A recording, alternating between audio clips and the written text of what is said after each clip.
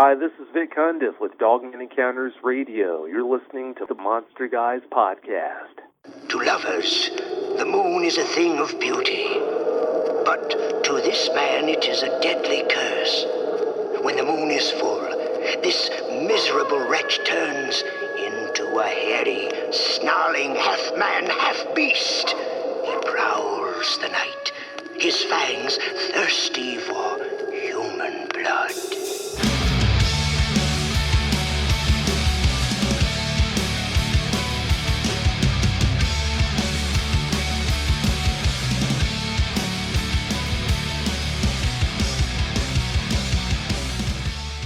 Welcome once again to the Monster Guys podcast. My name is DC McGannon. As always, I'm here with C. Michael McGannon. Hello, everyone. Hello to you. It's been a fun couple of months around here, Michael, and it's only getting better. This season of the Monster Guys has really taken off with a bang and led us into some very interesting territory. It has, and we have a fantastic show today. We'll be speaking with Vic Cundiff in just a few minutes from Dogman Encounters Radio. Dogman, the topic is hot and getting hotter right now. Is that the right way to say that? I don't know. I guess. I'm not hip with the young people these days. Young people. But Dogman is very interesting. It's something that I don't want to say you sound scared of it, but it sounds like it's made you take a step back. You need to back off trying to make me look like a fraidy cat on our own show, for crying out loud. You did this in our interview with Vic. You're doing it again now. I'm not afraid of the topic, but I will say that I have a high level of respect for the phenomenon and even more respect for those who have experienced the encounter of a dogman. And I will say that this and one other topic we've been discussing, we may talk about more in the near future. I won't say what it is right now because it's pretty freaky, but these two topics they've given me more reason to take pause and consider further possibilities on my hikes and venturing into the wooded areas. But not just in the wooded areas, because as we'll learn in our discussion with Vic in just a moment, these encounters have crossed urban areas, really all terrain, and literally around the globe. So whether we're in wooded areas or driving on the highway, my eyes are peeled. Well, if it's enough to make you take pause, then it's more than enough for me. So yeah, and again, I don't fear it, and I don't want to cause alarm or fear in anybody else, but we do take it very seriously. And you need to stop trying to make me look like a fraidy cat on our own show, for crying out loud. Windows. Yeah, well, you and your windows. But before we get to the interview, we've got a couple of other things we've got to take care of. One of those is we have a need for our listeners. A need? Yes, a need. We've been doing this for a little while now. Granted, we had to take a break last year for quite some time for some personal reasons and reasons that we don't really need to discuss on air, but it was legitimate and it was necessary, so we took a break. So we haven't been going as long as the dates show, but we've been going long enough that we've got a great group of listeners. We appreciate every single one of you. We love you, we love you, we love you. And we're having a lot of fun with this, and we're getting better. I'll go back to the beginning when we weren't so great. And maybe that's one way to put it. And maybe we're not so great still now, but we were even less great back then. One could say we're just not as rough as we used to be. We were less not so great back then. But that being said, we were still having fun and doing something that we were enjoying and trying to figure it out. We're writers by trade, so we had to figure out this podcast thing from scratch. We had one person who stepped up, literally, to teach me how to do some of the technical stuff. The rest of it we figured out on our own. Now, I've done some radio in the past, but it's been music and just basic DJing and remote spots, that kind of thing. But this is very different. To me, it's a lot more fun because we're talking about something we love and we enjoy writing about. But again, I go back to the fact that we were not so great in the very beginning. We weren't. Now, that being said, we're not getting a lot of reviews on iTunes. And I know a lot of our listener base comes from iTunes. We get a lot from the website. We get a lot from Stitcher. So we have a need from the audience. Would you please go to iTunes and drop us some 5-star reviews? Some 5-star reviews? Please, 5-star reviews. And here's why. Here's why. In our not-so-great days, it seems that we immediately right out of the gate got a couple of reviews that were not 5-star. And one guy, God bless his heart, whoever the heck he is, he gave us a 3-star. I'm not, I don't bank everything on reviews or stars or whatever, but for crying out loud. This is how people get noticed on iTunes, right? Okay, so this guy gives us a review and you can go read it. He's like, I love the content. These guys are great. And I'm paraphrasing, but DC won't shut up. And he keeps interrupting Michael. Now, what this guy doesn't understand, because he doesn't know who we are, he never gave us the opportunity to get to know who we are. They were very early episodes. They were very early episodes. I haven't felt this much passion since we did our witches episode. I feel like I'm going to go on a raging rant. Is that a thing? A raging rant? But this guy's like, he won't shut up, and he won't stop interrupting Michael, and Michael's the smart one, and he's the one that's got all the good stuff to say. That is paraphrasing. But you can read between the lines and figure it out. You know what the guy was saying. But here's the problem. That was in the not-so-great days. And maybe we're still not great, but I think we're okay. After all, listen, the Monster Guys podcast has inspired a video game from guys in Australia, for crying out loud. Which is pretty cool. Shout out to them, by the way. I see, and for listeners who haven't listened to that episode, the Hellhunter episode, I saw that they did an update recently, and I'm super excited to see that still happening. Yes, but you're going off topic. Stop trying to derail my raging rant. Did I interrupt you? You interrupt. Oh my gosh. See, people? This is what happens. Now he's interrupting me. Also, the Monster Guys podcast has inspired jewelry from a sculptor. Back in one of our episodes, we talked about the moonflowers that we grew out here. And I'm going to find the message that she sent me with the picture, because I think everybody should see it, but she sent me a picture of the moonflower with her signature rabbit that she does in her sculpting, created it into a lapel pin, and it's gorgeous. But it was inspired by an episode of the Monster Guys podcast. Now, our podcast has inspired video games and hobgoblins and macaroni. It has inspired jewelry, for crying out loud. Tell me, unless you're a jewelry freaking podcast, tell me what paranormal or monster podcast is inspiring jewelry. I think we just inspired a t-shirt.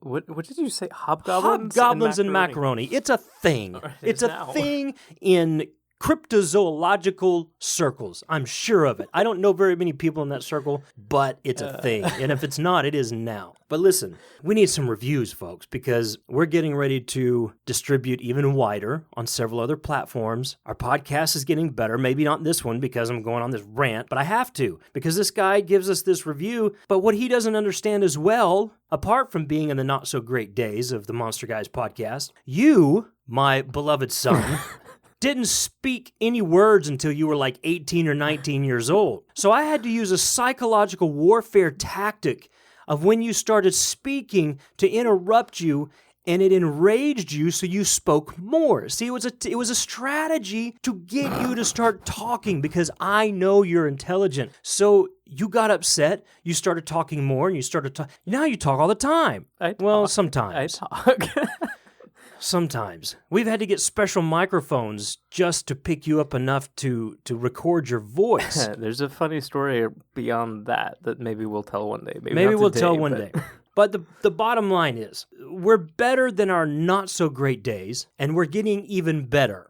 Okay, there's another guy who gave us a review, is a 4-star review. And paraphrasing again, and this guy's a really nice guy. I know who he is. He's a friend of ours. We've done shows with him. And he's like, listen, these guys know more about monsters than anybody I know. And I'm paraphrasing again. And they're great guys and blah, blah, blah. But what happened to the last star?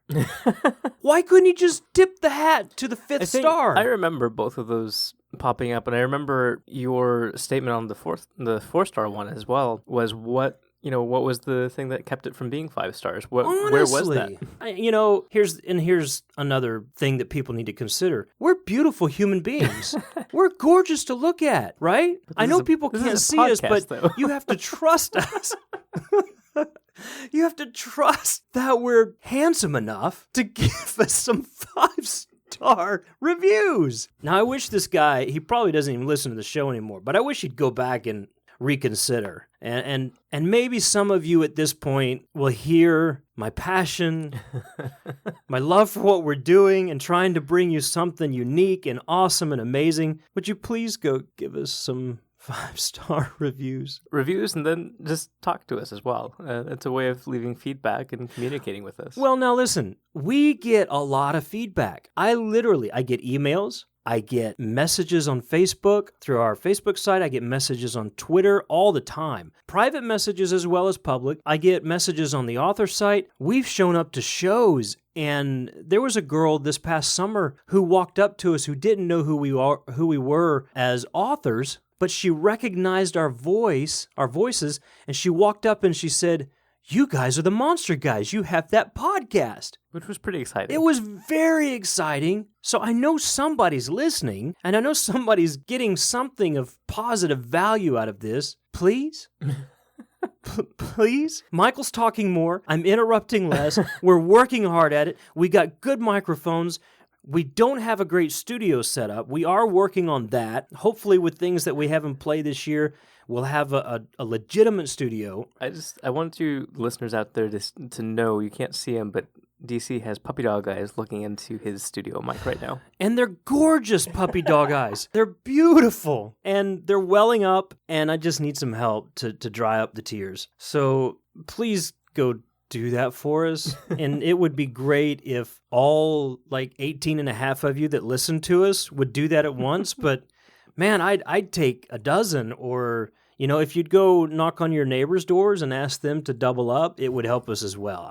Anyway, whatever. I gotta get off of this topic. But would you please go do that for us? Okay, newsletter. Michael, we have a place on the website where people can go sign up for the newsletter. That's what the giveaway was last month that we're going to announce this episode, the winner of the giveaway. But we do have a newsletter sign up, and we have some things that are going to be newsletter specific. We also have some things that are it's just starting. It's in its infancy, but we're going to have some Patreon specific things that are very, very cool that we've planned out, and actually quite funny, to be honest with you, lighten up our seriousness of our episodes this year. Because we're always very grave. We are very serious people. So please go sign up for the newsletter on the website. There's also a place on our contact form that if you have an experience or an encounter or something you want to share with us, whether it's dealing with cryptids or aliens or UFO or your favorite cereal, I don't know, whatever. There's a place on the website you can also go and share your experience with us. Contact us through themonsterguys.com. And I would encourage that.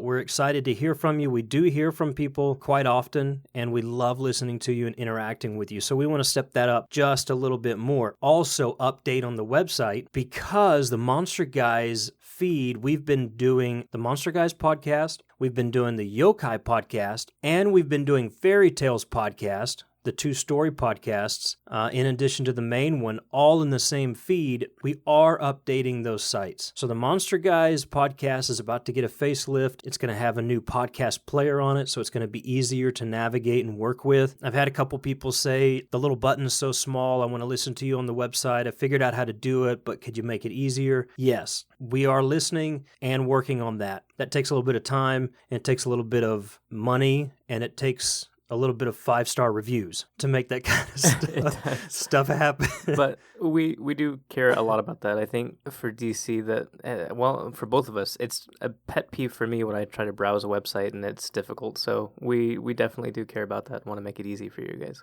Yeah, absolutely. So we're working on that. And also the Yokai podcast and the Fairy Tales podcast will have their own sites and their own feeds pretty soon as well. So it won't be quite as confusing And if you want to get those story podcasts as well, it'll be easy enough to do that. As well, as always, we're writing new books. We've got a new book coming out in April. It's the 4th book in our Charlie Sullivan and the Monster Hunters young adult fantasy series. Very excited about that. We've had a 3-year departure since book 3. So we've got a lot of fans that are ready and waiting. And if you haven't read that series yet and you like that kind of stuff, I'd encourage you to go pick those up. Book 4 will be out in April. We're very excited about that. We've already had some people call in and say that they bawled their eyes out at some scenes. Yeah, we've got an advanced review copy team that has read that, and it's quite an emotional roller coaster, this book. So again, we're very excited about that one. We also have your Hollow World series, the first 2 in that 10-part serial that's out right now. We also have Yokai Tales Book 1 that's been out on the market, and it's hard to keep that one in stock. It kind of sells out as soon as we get more in. So those are all original stories that we wrote with some original illustrations, throwing back to some classic yokai story and art form, Japanese story and art form. We do have Yokai Book 2 coming out in a few months, and as well, Fairy Tales Book 1 that will be out. That's going to be more focused on Western fairy tales versus the Japanese fairy tales. So we're very excited about all that. And then we've got a couple of other surprises later in the year where our books are concerned. But if you ever want to know what we do apart from podcasting, and this is where we began, it's writing. We tell stories. We love to share those books with you. So, which is why I don't talk as much. You're great at talking. I'm more the writer, and I've come to enjoy it. Yes. But that's why we started. Well, that's part of the reason we started out kind of rough. Friends, you have no idea how difficult it has been for me to get Michael to talk more on this podcast and throw him a positive message and some encouragement, because I think he's doing a great job, and I think he just gets better and better and better. Now, when he's at a convention, when we're at a convention, you get up and you tell stories and you talk just like, we're best friends. But for some reason, I put that microphone in front of you, and it's like a monster just ready to chew your face off. And well, honestly, I can make the audience laugh. The microphone doesn't laugh. It just has this cold, scary look at me. Yeah, well, you're doing great. I'm proud of you, and I appreciate everything you do. So all that, we've got all that stuff going on and much more coming up. The Monster Guys is a pretty wide umbrella, pretty wide offering that we have both in live entertainment and recorded and written. So we'll be able to share a lot more of that easier with you with the new websites. Now, that being said, last month we interviewed Lyle Blackburn of Boggy Creek Monster fame and Seth Breedlove of Small Town Monsters Film Company about the Boggy Creek monster phenomenon, which is, if you go back and listen to it, it's kind of tied up in what Lyle terms the Southern Sasquatch mystery, the Southern Bigfoot mystery. Little town of Fouke, Arkansas, Boggy Creek that runs through it, the sightings and the events that took place there many years ago and still happen today. Lyle is recording those stories and bringing those things to light. And his new book, he's gone even further beyond Boggy Creek, which is called Beyond Boggy Creek in Search of Southern Sasquatch. And the stories range all across the nation, all the way up and down the East Coast, and really captures a broader mystery of that Southern Sasquatch flair. And it's very exciting, very good read. I've really enjoyed it. And then Seth and Lyle worked together on the documentary film. Lyle narrated it. Seth filmed it. It's called The Boggy Creek Monster. It's a fantastic film. Matter of fact, it's winning awards. Matter of fact, you know what? Here's another reason to give us 5 stars. Lyle's book came out, I think, the day after our podcast with him last month. And you know what happened? It sold out on Amazon. It sold out on Amazon, folks. It sold so many copies that it actually messed up their system, and they had to get it fixed through the publisher and had to start sending out new shipments on orders that were backing up. The guy's book is selling out. I'm hesitant to say, but is it because of the Monster Guys podcast? Probably not. Probably not. It is nice. You're right. Thinking. I can't. But as authors, that is it's nice exciting. To dream. It is. It's super exciting to see that for a fellow author. Okay, but here's the other coincidence, right? we interview Seth. Boggy Creek Monster, the film, shows at a film fest up in Ohio, I think, or somewhere up there. I can't remember which one because he's in a lot of them right now. But right after our interview with him, guess what? It's awarded the best feature at that film fest, and it's up for more right now, and I guarantee you it's going to win. You want to know why? Could it be that it was because he was on the Monster Guys podcast? Maybe we have good luck. I don't know. Seth talks to 100 people a week, so we can't claim that on Lyle or Seth. The fact is the book is great. The film is great, and on their own merit, they're winning awards, they're selling out, and we have copies of both of Lyle's books. I'm sitting here looking in right now. They're both signed by Lyle, and we have the Boggy Creek Monster film from Seth sitting right here in front of us. We're about to mail those out to our giveaway winner. And that winner, I'm clicking back over to my other screen where that winner is listed. And if you are, and I'm not going to say the whole thing, but you'll know who you are. If you're Beans Baxter, that's the name that was given to me. If you're Beans Baxter, I need you to contact us either on our Facebook site, The Monster Guys, or on Twitter at The Monster Guys, or through our contact page on themonsterguys.com, and let us know who you are. I need shipping info because you, Beans Baxter, are the winner of the Boggy Creek Monster giveaway from last month. Congratulations. Massive applause. People everywhere rejoicing right now. Congratulations to you. Send us your info. I'm sending this stuff in the mail to you this week. So, yahoo. We're very excited. Hobgoblins and macaroni. We're excited about this giveaway. And it really is just an amazing package.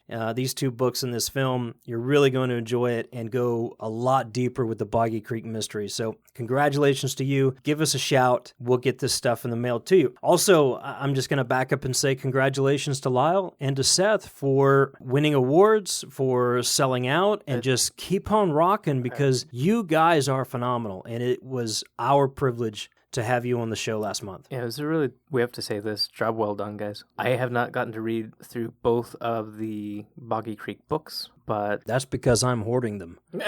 I have enjoyed what I have read and seen and heard from all three of those projects. And again, I think we already talked about this, and I harped on it a little bit. Just the feel and the music and the cinematography of the documentary really got me. So yeah. Job well done, guys. Yeah, great stuff there. And Seth, I think, has just supremely funded his Kickstarter for the Mothman of the Mothman of Point Pleasant. See, you guys get me all worked up and I can't even talk. The Mothman of Point Pleasant and Invasion on Chestnut Ridge, his next two films are already funded. They're already on the way, and I'm excited about that. Heck yes. So let's get to today's episode, Michael, because this is fascinating information. I'm very excited to have Vic Cundiff on the show with us today. Vic is the host of Dogman Encounters Radio and Bigfoot Eyewitness Radio. Today we're going to be talking specifically about the Dogman phenomenon. I'll step back. Somebody asked me this week, do you really believe in all this stuff? What do you think? What's your take on it? I'm going to tell you, it doesn't really matter what we believe. Our job is to ask the questions and put you in contact with the people who are hearing the stories and living this out on a day-to-day basis. And I think that's our primary role here. I will say from me personally, I don't know about you, you'll have to speak for yourself now that you can speak. But I do believe that there's something greater in this world, or something bigger, or something beyond our common comprehension of what's going on around us. Maybe it's an awareness thing. I'm not sure completely. There's a lot of stuff that I've seen, that I've experienced myself in my own lifetime. And after many months and us doing this podcast and writing for the years that we've written on these topics, I have to say there are things out there that I can't put my finger on. And I can't wrap my head around them fully, and I don't know that we're supposed to, at least not yet. So my take on it is there's something very real that people are experiencing, There's something very real in our world. What it is, I'm not completely sure at every angle, but I can tell you the stuff that we've been covering this year when we talked to Troy about Bigfoot and DNA evidence and all that kind of stuff, and then Lyle about Boggy Creeks and Seth, and now Vic with Dogman. There's some real stuff going on out there. And the stuff that we've got coming up in the next couple of months is going to blow it out of the water even bigger. I don't know. What's your take, Michael? That's a long answer. What? Are you saying I run my mouth too much? Are you going to give me a 3-star review? No, I'm saying that's a long answer for me. Just to shorten it, I guess. Okay. I'll stop interrupting you now. I remember when that guy asked you that question. Mm. I was waiting to see if you were going to say something. I remember when he asked you that question earlier. I didn't put it to words until after we were done talking to him, but I talked to you about it afterward. I said, the more you get into this type of stuff, the more it all starts to make sense, especially with things like Sasquatch and Mothman, and which we'll get into at some point soon, hopefully, and Dogman. We've always loved mythology in our household, and I've always loved to study folklore, read those old stories that they're not as fantastic as griffins sometimes, or sphinxes. Sometimes they're very down to earth, and they're too hard to deny sometimes. But getting more and more into it, there's a pretty good chunk that I don't believe in. But I guess if we're going on record here, there's a pretty good chunk that I can't deny either. It's a very political way of saying I believe, yet I don't believe, and we're walking this journey together. I guess that's a shorter way to say it, yeah. I'm with you. There's a lot that I do believe and some that I don't. I'm more apt, personally, to believe than I am not to believe, because I do want to believe in some things that are bigger than our comprehension. Yeah. And as well, I've had experiences, and maybe someday we'll get into that. There are experiences on some levels that some of them could be wrapped up in some of the topics we're talking about now. Some of them are not. They're beyond the scope of this, but it's enough for me to say there's something going on, and I need to be aware of it. Yeah, definitely. No, I guess there are some things that are way too fantastic and out there for me to say, yeah, that's completely 100% true. But I think even with those stories, there's, the legend had to start somewhere. Yeah. And I think that's something that we started this show with. The mindset of our show started with, these different cultures have these stories, and they all match up across the globe for a reason. Yeah. And I think one of our jobs in asking the questions and talking to the people who know and who are having these experiences is that we peel back the layers. So we can get a little bit more down to earth, take away some of the fantastic, even though it's impossible to take away all of it, and put our feet in the dirt a little bit. And I think when we do that, we get somewhere with it. So we get the hobgoblins and macaroni. We get hobgoblins. Apparently. You're not going to let that one go, are you? I will make a t-shirt out of it. I'll tell you something, though, that's interesting in these topics. This started happening to us last year when we covered trolls. When we covered trolls, we ended up watching this movie Troll Hunter several times prior to doing the episode, and then even after doing the episode. It was interesting to me. We found this great independent film about trolls. And then if you remember when we did our episode on the Wendigo, and by the way, we are repackaging that episode and going to re-release it as a special because it's so incredibly popular and people are asking us more and more for more on the Wendigo and Native American legends. And we've got some Mesoamerican legends that we've been asked to cover. We haven't forgotten. We're getting there. But when we did the Wendigo episode, you remember that Western that we watched that was kind of like, our jaw was dropping. We were like, wait a second. This is kind of a personification of that spiritual legend. What was that Western? Do you remember? What was it? Bone Tomahawk. Bone Tomahawk. Super. I mean, oh my gosh. That movie, in conjunction with writing our horror compilation, Chaos Obsidian, I think we had written that a while before we watched that movie. But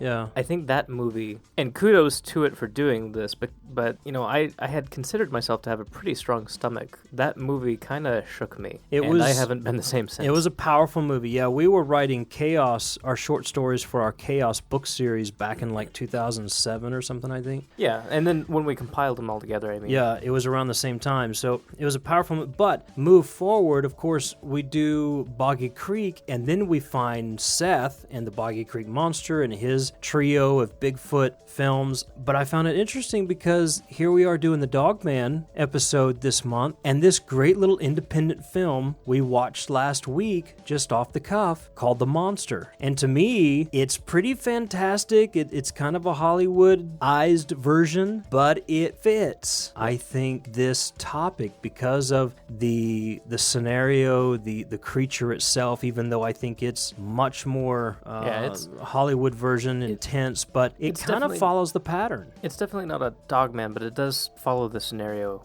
like you were saying, and it definitely fits that. Maybe the encounters that you would hear on Vic's show are not as violent as this one. Some of them are. Well, right, but I mean... but I think even, and he even says that some of the ones that he never airs are the ones that are really unnerving. But it definitely does have that whole setup going for it. So I don't know, we keep doing these episodes and finding these cool little independent films that kind of support the atmosphere and gets us in the mood. But if you guys want to check out a cool little creature feature independent film called The Monster, I give it some high marks, because The Monster, guys, of course we do. It's called The Monster. But you know what? I'm not really big into creature features like that, especially where there's a reveal like what happened in the film. But this one is really steeped. It's really based very deeply in the story about the mother and her daughter. It's a character portrait. It's a character study, more than a horror movie, and that's actually part of what drives the horror about it, is that it gets under your skin. It's not even something like The Grudge or The Ring, where it's, you know, getting into your mind and making you doubt, you know, what the shadows on the wall are so much. But it makes you horrified for what those two characters go through. And those two actresses did a really great job portraying those characters. Really great actresses. You know what? I don't know if you remember, I said this about Jennifer Lawrence back when she did Winter's Bone, that movie when she was a lot younger. You watch her performance and it was just stunning. And I told you, I think, when we watched it, that girl's got a huge future. When we watched The Monster, I said the same thing about the girl in this story, that she is phenomenal. She really drew in the audience to this film. Her facial expressions, her inflections, and just her whole acting in this film was just the complete package. And I think we're going to see a lot more of her in the future as well. Hopefully. She did a really good job. Yeah. So, okay, Vic Cundiff, ladies and gentlemen, with us right now. We're going to switch over to our conversation with him. Sit back, get your pens and notebooks ready, because you're going to want to take some notes on this. As always, we'll have information in our show notes, because he talks a lot about information in some of the episodes he's got on his own show. Michael, this guy, I got to say this. I love listening to him talk. I love listening to his show every week. He's very smooth. He's very smooth. It's funny because in talking to him, he said he's even been accused of being, like this digitized automated voice or something. Because he is so smooth and because of the way his production lays out, I can tell you, folks, he's a real person. Well, he's not a machine or a computer talking. When you started listening to him, you came to me and you were like, he's got to be doing editing, but at the same time, he can't be doing editing because of this. And I remember you were kind of almost flabbergasted with it. I know everybody does editing on their shows, or most people do, but he's just got a fantastic voice to listen to. Yeah. And so I'm fanboying a little bit here, but I like Vic. I like listening to him, and it was just a real pleasure interviewing him. We've been fortunate this year to have some great storytellers, people with some really great information on these topics, and Vic is right up there with the rest of them. So people that are very down to earth as well. Yes, very much down to earth, right there, just like we're friends talking, walking down the road about these things. So right now, let's switch over, Michael. Vic Cundiff, ladies and gentlemen.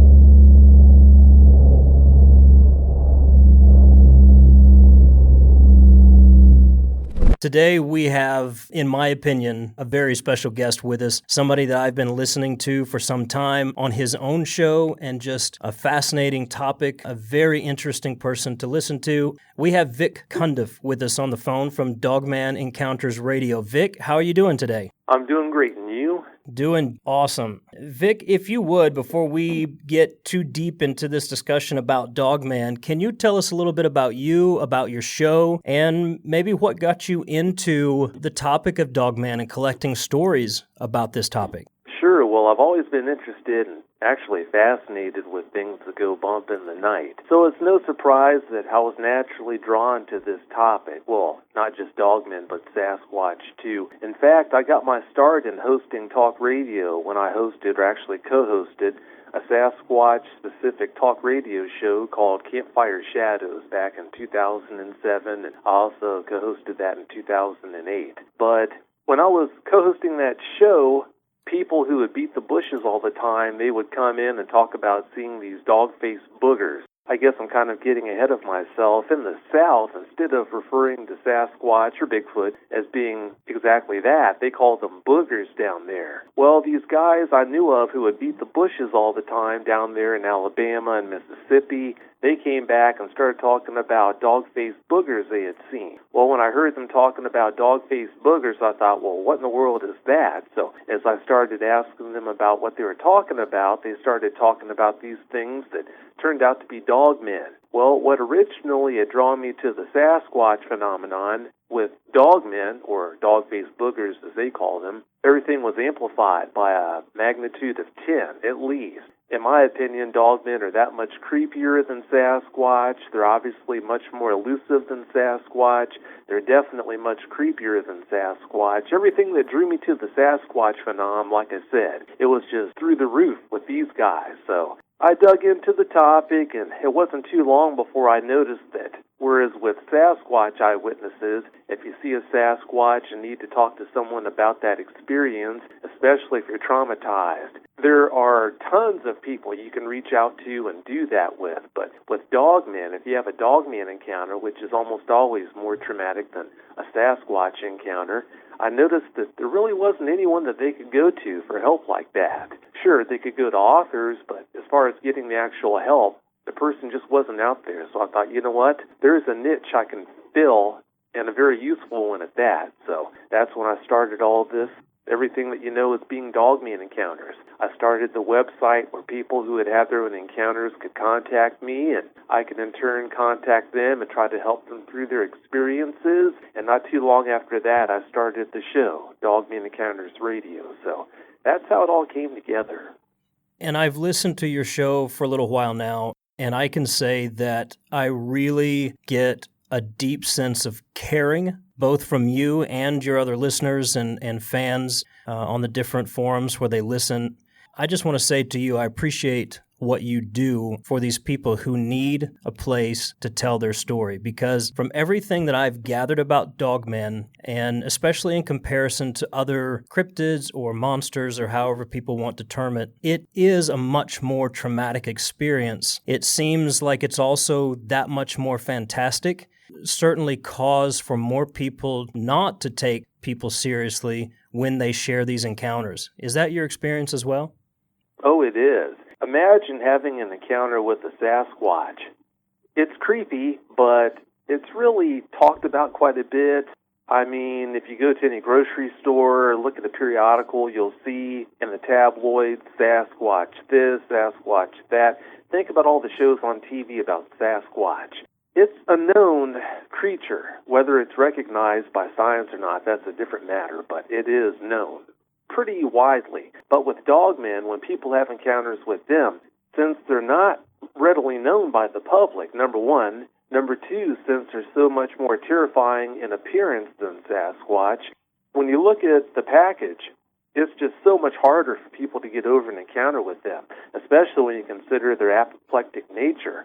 When people have encounters with Sasquatch, yeah, sometimes they get aggressive and hostile towards the eyewitness, but with dogmen, that's almost always how they are.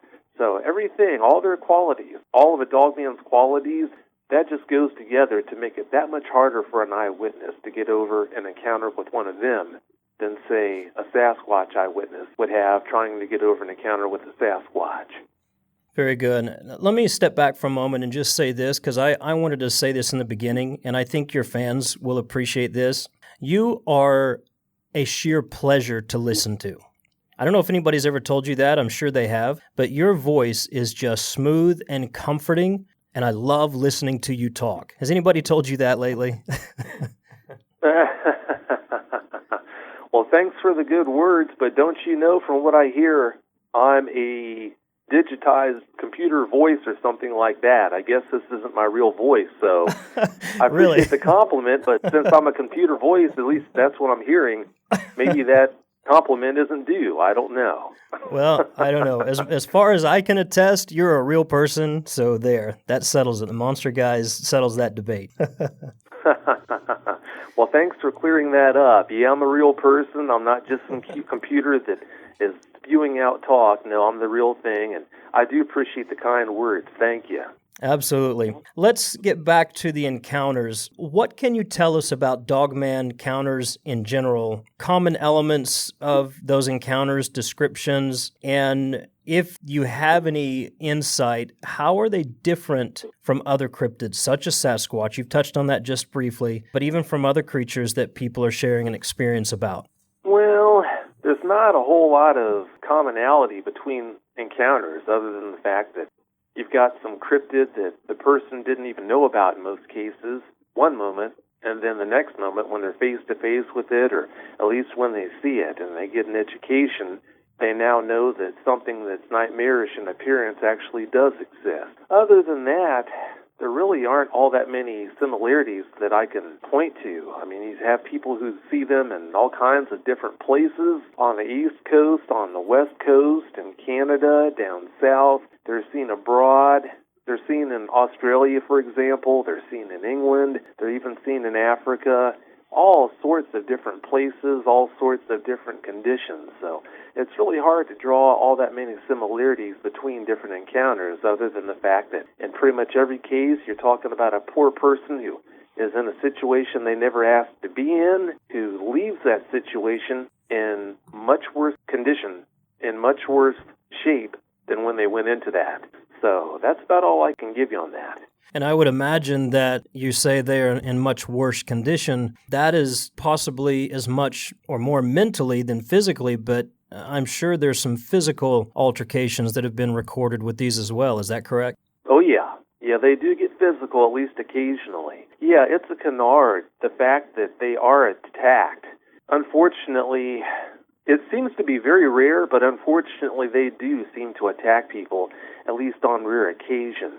So, yeah, there's that myth out there that they're all look but don't touch, but that couldn't be further from the truth, because at least occasionally they do attack people. Just for our listeners, could you describe kind of what the Dogman would look like, or describe what signifies the Dogman versus something that, like Sasquatch or another cryptid that you would actually see? You know, what makes the Dogman special? Well, about the biggest thing that differentiates a Dogman from a Sasquatch is the fact that Dogmen have claws, whether you're talking about what I call canine-type dogmen or Type 3 dogmen. As far as other cryptids would go, I'm not up on a lot of the other cryptids, so I'm afraid to draw any conclusions on that, like, say, a chupacabra or something like that. But there are two, like I said, there are two main categories of dogmen that, in my opinion, exist. You've got canine-type dogmen, like I said.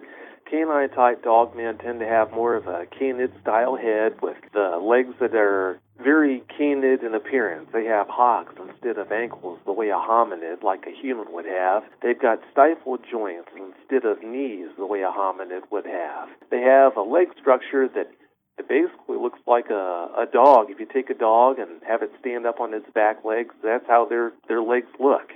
So that's about the easiest way to tell them apart from a Type 3. A Type 3 dog, man, they have a lot of different looks, but they're commonly reported as having heads that look pretty similar to a baboon's head, but they do have hominid-style legs.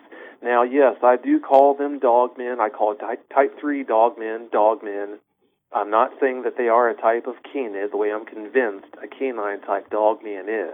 I just call a Type 3 dogman a dogman for the same reason that a pencil is called a pencil. It's just what it's called. There are a lot of people out there who think that the only type of creature out there, the only type of cryptid out there that's called a dogman is a Type 3. They don't even know that there are things out there in the dark places of the world that look the way a canine-type dogman looks. So, yeah, that's something that, I don't know why, but there are quite a few people out there who mistakenly think that I believe Type 3 dogmen are canids, but that's not the case. I just call them dogmen because so many other people know them by that name. That makes sense. So it essentially is almost like another species from what it sounds like you're saying. That's right. Yeah, keep in mind there is a pretty sizable group of people in the Sasquatch community that insist that Type 3 dogmen must be a kind of Sasquatch. They call them Type 3 Sasquatch, but that can't be true. That can't be the case because Sasquatch are a type of ape. They have fingernails and toenails. Type 3 dogmen, they have claws, which is not an ape trait. So keep that in mind. Other people think, okay, well, they must be some form of giant baboon. Well, baboons are monkeys. They have tails.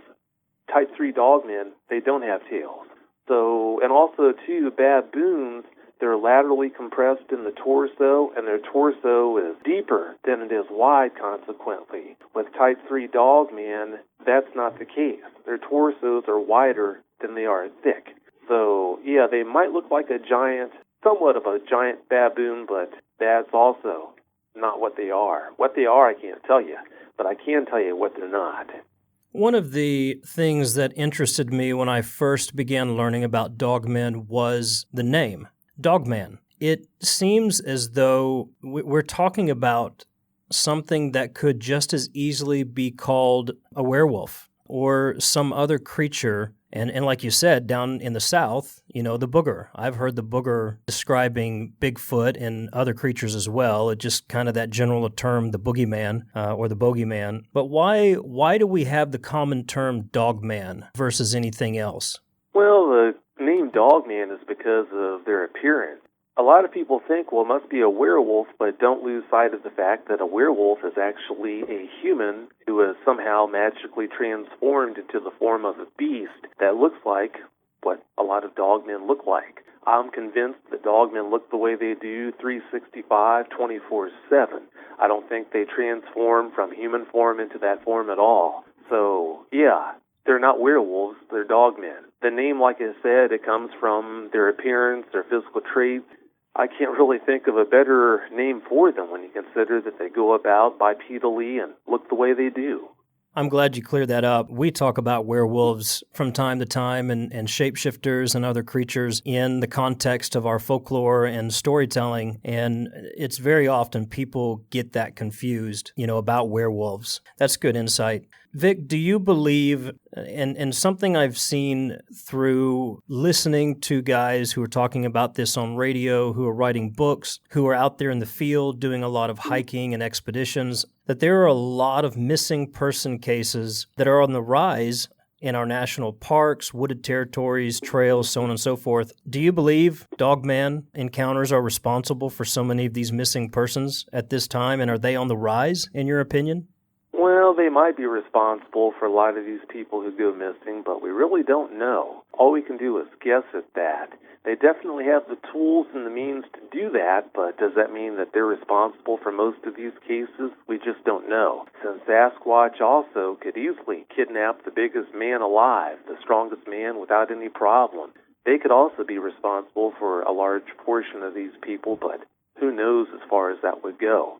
All we can do is guess. I think my other question stemming from that is, do you see a correlation between high incident areas and high numbers of reported dogman experiences?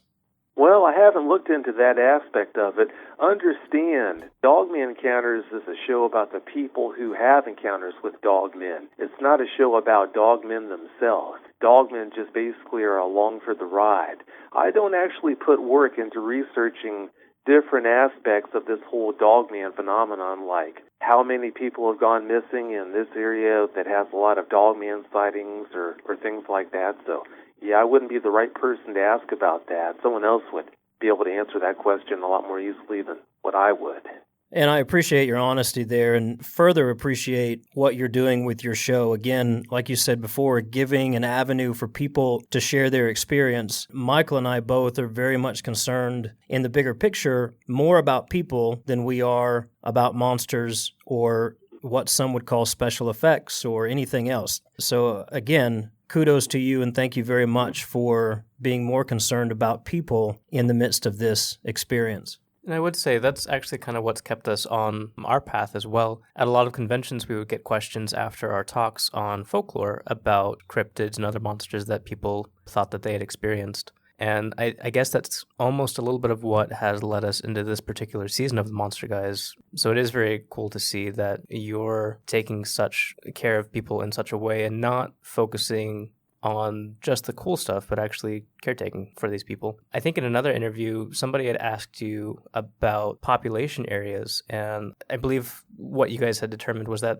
it doesn't seem like they're just in the wooded areas, but that they are just as much in populated areas as well nowadays, partly because of industrialization and moving into these areas with more construction. Oh, sure. Yeah, they do come into populated areas. They've been seen within the city limits of some pretty major metropolitan areas like Chicago, Cincinnati, Columbus, Ohio, Dallas. If people knew how far into populated areas like that these things go, I don't think they'd sleep as well at night as they do. It's pretty disconcerting to think about. I would agree with you there. In speaking with some in the past, and particularly people with a Native American background or a relationship with Native American tribes, we've been encouraged not to speak the name Dogman, but rather to spell it out or forego the use of the name altogether, because there are those who believe that to simply speak its name is to invite its presence or its influence. What are your feelings on this, and are we dealing with a creature that is both physical and spiritual/supernatural, or are we reaching too far to think that way about this? Well, yes, I've heard that postulated before. I do believe that in a lot of cases where there's smoke, there's fire. As far as that would go, I don't know if there's any truth to that or not, but I do know that in order to do my job and in order to be able to help these people as much as I can, there's no way that I would ever want to neuter myself and put myself in a situation where I forbid myself to say the word Dogman. I just couldn't get the job done if I did that. As far as their origins would go, it's easy. It's much easier to think that they're flesh and blood with no supernatural qualities.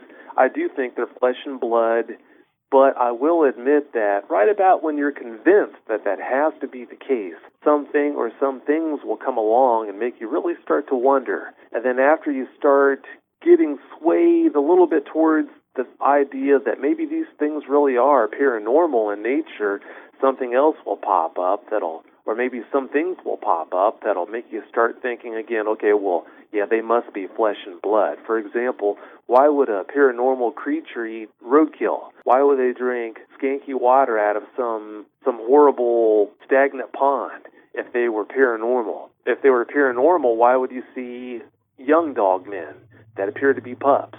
So, yeah, I bounce back and forth, but I do believe that they're flesh and blood. But it does seem that they do, and it's not necessarily consistent because of some of the different phenomena that seem to happen along with them, but they do seem to have some of those strange qualities about them. I believe in another interview you had told the story about a gentleman who described a sudden heavy wind right before he saw one of these creatures. And it wasn't just, a wind rustling through the trees. It was actually throwing debris around. And there was a flash of light, and then the creature was gone as soon as he saw it. It was just kind of a strange, almost sounded unnatural wind. And it was not clear if this was associated with the encounter itself or just coincidence. Yeah, there are cases like that where strange things happen right before a dogman is seen.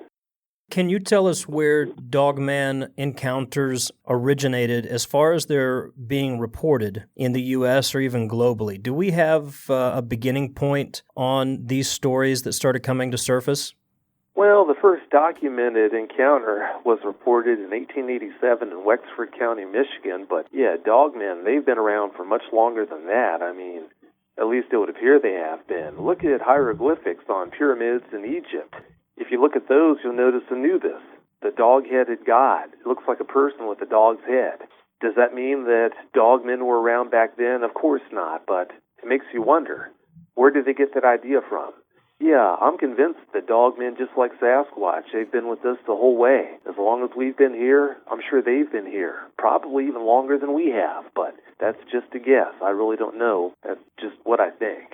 It's interesting you bring that up about Anubis. I kind of posed that question to Michael in discussion earlier this week, that it could be reasonable to connect those dots. We don't know for sure, and we're digging into a couple of other aspects of research on that right now that hopefully we'll share in the near future, but it certainly seems like a reasonable connection at some level. So it's very interesting you bring that up. In your experiences with people's stories, I know one gentleman told a story, I believe it was Dave Leedy, if I'm saying his name correctly, that you had on your show. He spoke of some stone structures that he saw that looked to have been built, not naturally just in position there. It got me to wondering, are there any structures that, stone or otherwise, or from other terrain, that dogmen would build that you've heard of, that you've seen in some of these encounters?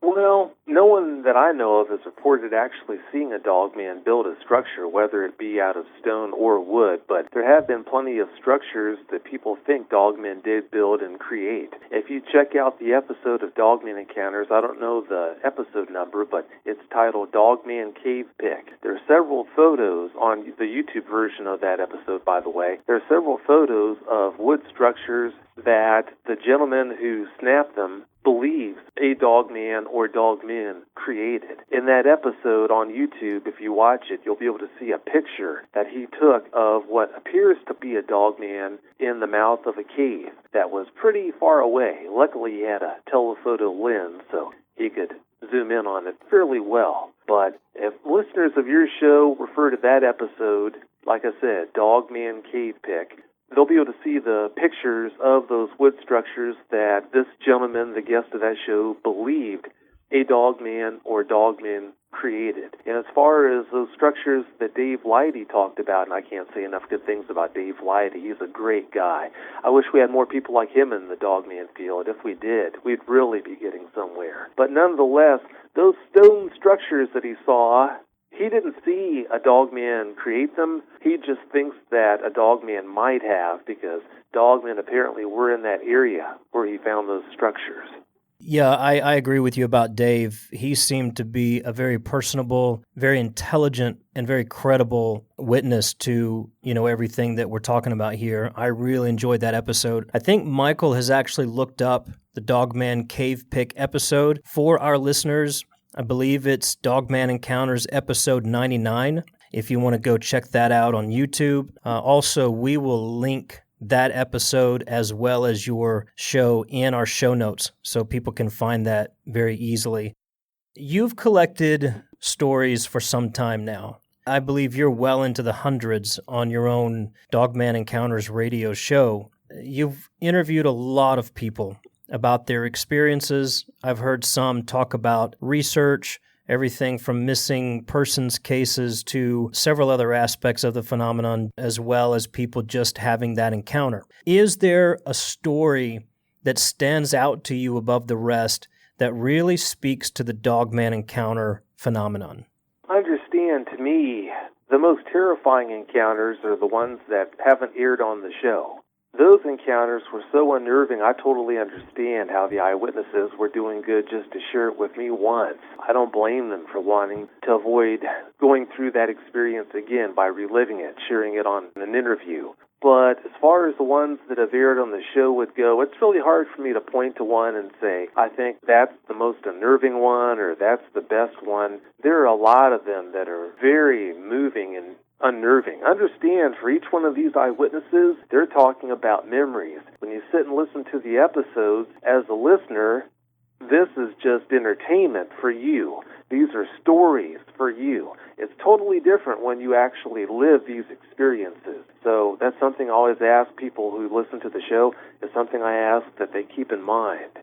As far as episodes that have been the most popular ones would go, I would say episode 117 with JT, the experience he had that one night. Episode 117 is a very popular episode, very unnerving.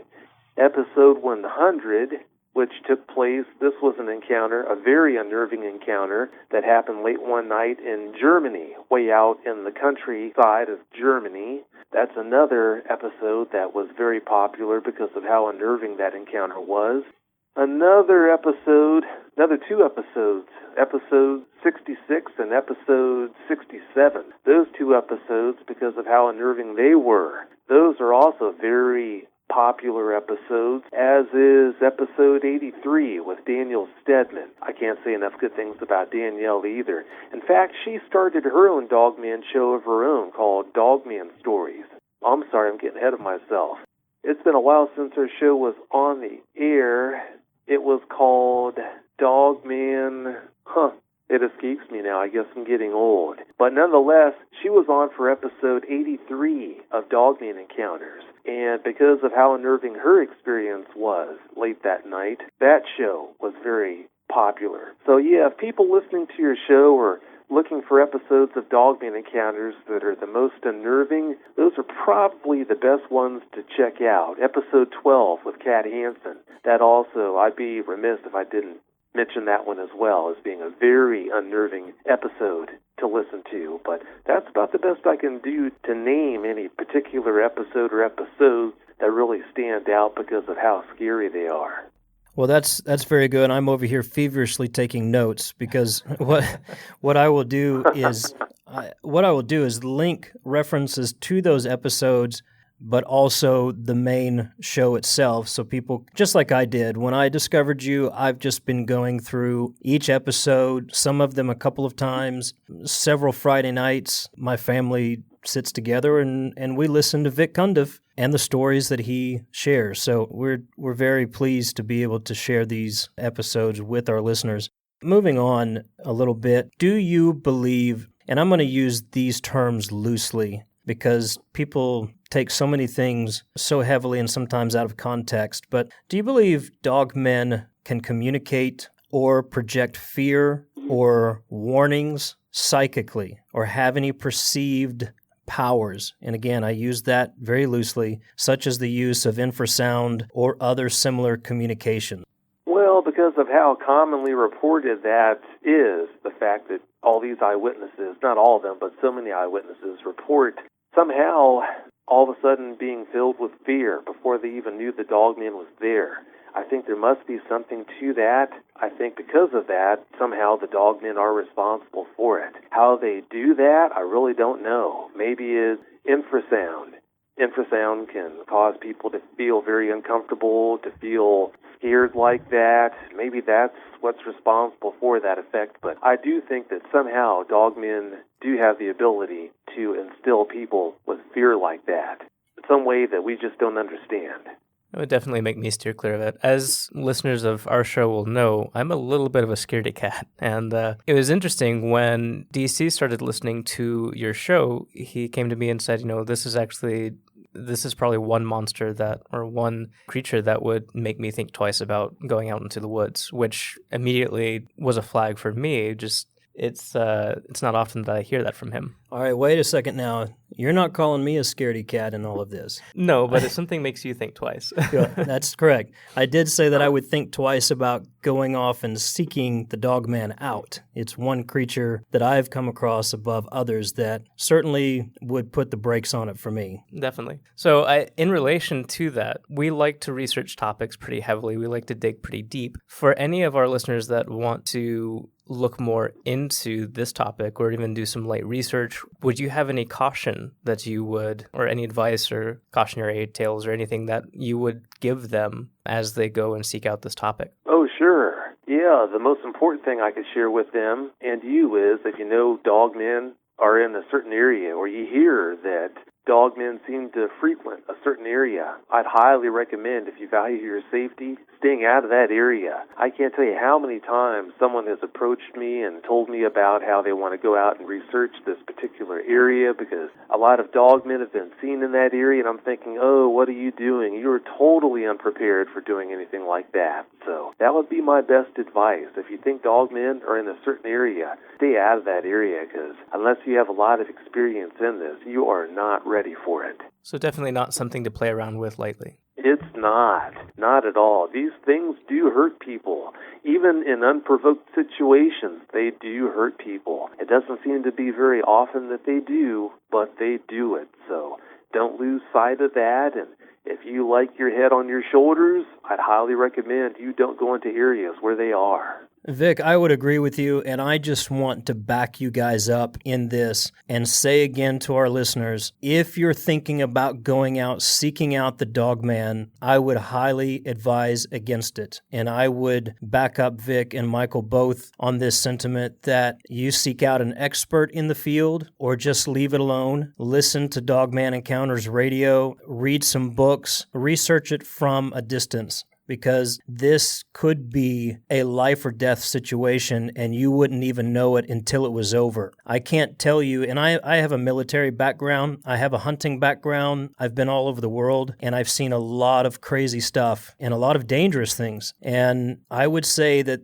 a lot of what is not reported is what you should be concerned about. So with that being said, I would encourage listeners that you do not go off trying to find a face-to-face encounter with these creatures, no matter what they are. And of course, we don't have all the science and we don't have all the insight to say exactly what it is at the end of the day. But no matter what it is, you don't want to put your life at risk or the life of your loved ones at risk just trying to get a picture of the boogeyman. Would I be accurate in saying that, Vic? Yes, you would be. And to expand on that, something that really frustrates me when people start talking about going out and trying to research them in the field, people who have no clue what they're dealing with, they might make mention of the fact that, okay, well, I'm going to take a gun out there with me. Well, that's nice, but these things are so at home out there in the woods. Whether you have the biggest gun in the world or not, at will, if they wanted to, they could take you out before you could ever even take the safety off your gun. And understand, too, there are plenty of instances where people have actually shot these things and it didn't have the desired effect. Dave Leidy, when he came on episode 95, that too was one of the most popular episodes because of how unnerving it was, because of that encounter that Dave had in the, I think it was the South Carolina swamp, when he found himself surrounded by several dogmen that night. But yeah, he shot one with a .357 Magnum in the shoulder, and he said to him it looked like the dogman had just been punched. It didn't really seem to affect it that much. So, yeah, just because you take a gun out there into the woods with you, that doesn't mean that you're protecting yourself. It doesn't mean that you're safe. If you don't know what you're doing out there, don't go into areas where these things are, like I said, because you're definitely in way over your head. I'm going to leave it right there, Vic, and just tell people to take that advice and live with it. So I'm more concerned about safety than I am anything else. And there's enough information and stories that we can learn. And even like you said earlier, some people who just want to be entertained, you can be entertained by what's already out there and available to you. Don't put your life in a compromising situation. Vic, at this point, I'd like you to speak freely about Dogman Encounters and hear your feelings, maybe something that you haven't spoken of so far in this interview, or haven't had the chance to in other interviews, to speak your mind about this phenomenon. Anything from the phenomenon itself, encounters, stories, perceived increase in sightings, whatever you'd like to talk about Dogman, I'd like you to speak freely about that right now. Well, something that I'm asked about fairly often is, do I think that encounters are on the rise? I think they might be, but don't lose sight of the fact that since technology has improved our communication by leaps and bounds compared to how our communication abilities were, say, in the 70s or even in the 80s. I think that might play a huge part in why so many more encounters are being brought to light now. With that in mind, like I said, I am totally open to the idea that we are having more encounters now than we used to. What's responsible for that? I really don't know. Maybe it is deforestation that is responsible for the most part for the increase in encounters. They have to have places to live, too. If you take away their home by stripping away forests the way we continue to do, that would make it so that, more people are having more and more encounters with these things. Don't lose sight also on another topic. Don't lose sight of the fact that just because you don't live in the country, that, you could still have an encounter. Some people who live a pretty good distance from the closest wood, they still have had their own encounters. There's a gentleman I spoke to not long ago who was in, where did he live? British Columbia. He lived somewhere in British Columbia in an apartment. I don't remember how far the closest forest was, but it was pretty far and removed from the nearest one. He was up late one night, went out on his balcony and looked over to the left, I think it was, and saw a dogman climbing another building, a building that wasn't too far away, and he watched it climb up onto its roof. I think it just blew him away, not only the fact that he was looking at something that looked that way, but mainly the fact that he was so far away from the nearest forest, he was thinking, well, how could something like that be here? It just doesn't make sense. So, yeah, just because you're not in the forest, just because you don't live out in the sticks, you're not necessarily safe, and you're not necessarily removed from having an encounter like that. As far as Dogman encounters would go, if you're wondering when new episodes air, I air new episodes every Friday night at 9 p.m. Eastern Time. There are two different ways to listen to shows. If you want to use YouTube to listen to new episodes or even old episodes, you can always visit the Dogman Encounters YouTube channel and do that. If you'd like to listen to podcast versions, you can do that too by subscribing to the show. If you'd like to listen to the show either way, the easiest way to find out how to do that is to go to dogmanencountersradio.com and visit the How to Listen page. If you do that, it'll have a link that you can click on and be taken to the Dogman Encounters YouTube channel.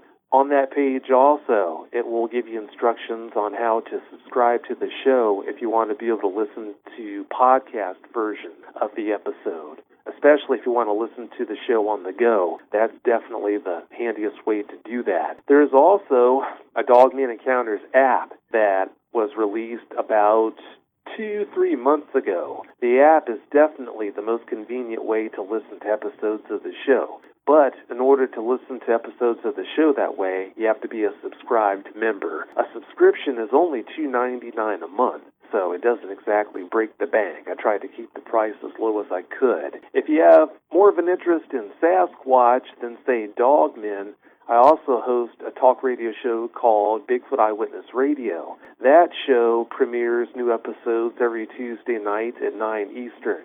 Just like with Dogman Encounters, if you want to find out the easiest way to listen to episodes, if you go to BigfootEyewitness.com and visit the How to Listen page. On that page, there's a link that will take you to the Bigfoot Eyewitness YouTube channel if you want to use YouTube to listen to episodes. If you want to listen to podcast versions of Bigfoot Eyewitness Radio, on that page you'll also find instructions on how to subscribe to that show. Just like with Dogman Encounters, it's only $2.99 a month to subscribe to that show, so that if you'd like to listen to episodes on the go with your mobile device, you can always download the app for free via the Google Play Store if you have an Android device, or if you have an Apple device, mobile device, we are available. The application is available in the App Store. So that's about all I had to share about the two shows and any opinions on that. Well, very good. We appreciate you sharing that. I definitely want our listeners to gain access to you, and those are some great ways. I will say from my own experience, it is well worth tuning in on Friday nights or downloading the app. However you want to listen, it's well worth listening to Dogman Encounters Radio. Not only is it an extremely fascinating storytelling experience, it's very educational, and it's very well produced. So high fives to you, Vic, because you've done an outstanding job. I appreciate what you've done, and I am a fan, and I listen every week. Well, thanks for the good words, and thanks so much for listening. I appreciate it. Vic, can we ask you one more question? And this one is not something we sent into you, but something that came to us that maybe you can give us a little insight on. I'm not sure, maybe not. And if not, that's okay. So this is a topic that I haven't spoken of on the Monster Guys podcast yet, although it's been on my mind for some time. I have seen one reference to this before, and I'm trying to find more to cite to back this up before I talk about it too publicly. But there are stories in Africa of jackal-headed mercenaries who would come in to ambush camps and people traveling. That's the gist of the information. When listening to Dogman Encounters Radio, I did wonder if there's any sort of story that you've heard of where they work in packs like that, or they work with an almost human intelligence of, that mercenary style. Well, sure, there are encounters that have been reported, several encounters which have been reported to me where a group of dogmen didn't attack the eyewitness, but they did approach the eyewitness and terrify them within an inch of their life. That episode 95 with Dave Lighty, that's a perfect example of an episode where a group of dogmen approached him, and they basically encircled him that night in the swamp. That's one of the episodes where that's talked about. There's another episode with Abe Sias. I can't remember the number, which episode it was, but an eyewitness named Abe Sias, S-I-A-S. He went into the woods one night and had 6 dogmen on either side of him. If you watch Paranormal Witness, there's a good chance you remember an episode it's titled Wolfpack, where Shelley Rockwell Martin, she reported having an encounter, having a situation where she was sitting on her front porch I guess she lived in a cabin or a house in rural Maine. And one night when she was sitting on her front porch with her husband, she and her husband, they suddenly realized that they were being circled by a group of dogmen. So it doesn't seem to be all that common, but it does happen. Those are just examples that highlight that fact. Yeah, I absolutely remember that episode. It's one that my wife actually brought up this week after listening to one of your shows and said, I wonder if that could be a dogman encounter, because I don't recall the episode of Paranormal Witness saying that they were dogmen. Did they say that? They didn't say that, but that's what they were talking about. Yeah, it seemed like that is exactly what they were talking about in retrospect, so I'm glad you brought that up. Ladies and gentlemen, Vic Cundiff, Dogman Encounters Radio. Vic, thank you so much for spending time with us today. It has been a distinct pleasure, and as always, it's wonderful listening to you talk about these stories and these encounters. So it's our privilege to have you on the Monster Guys podcast. Well, thanks for having me. It's been a great time. I appreciate you having me on. Thanks, Vic. You have a wonderful day. Thank you, Vic. You too. Hey, thank you. We'll see ya. Bye-bye. Bye.